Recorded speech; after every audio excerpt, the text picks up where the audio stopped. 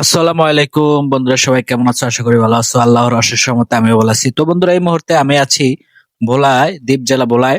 তো আমি এই মুহূর্তে আছি একটি গ্যাসের খনির পাশে। তো তোমরা দেখতে পাচ্ছ আর ডাইন সাইডে এটি হচ্ছে একটি গ্যাসের খনি। তো লোকেশনটা কোন জায়গায় বলে দেই, যারা ভোলার বাসিন্দা আছো তারাই হয়তো চিনতে পারবে। এই গ্যাসের খনিটির লোকেশন হচ্ছে দ্বীপ জেলা ভোলার ইলিশার মালেরাডের কাছে।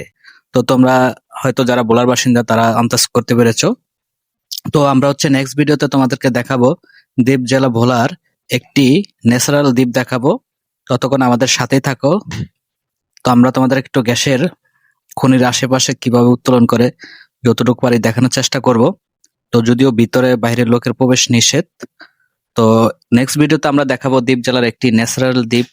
তো ততক্ষণ আমাদের সাথেই থাকো, এবং ভিডিওটি যদি ভালো লাগে অবশ্যই লাইক কমেন্ট করো এবং চ্যানেলটি সাবস্ক্রাইব করে পাশে থাকা বেল আইকনটি বাজিয়ে দাও।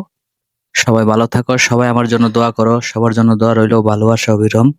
তো আমরা নেক্সট ভিডিও নিয়ে আসতেছি খুব তাড়াতাড়ি, ততক্ষণ আমাদের সাথেই থাকো। তো চলো আমরা আর একটু দেখাই তোমাদেরকে। তো যতটুকু পারি তোমাদেরকে দেখানোর চেষ্টা করতেছি। তো এটার ভিতরে গ্যাস তোলা হয়।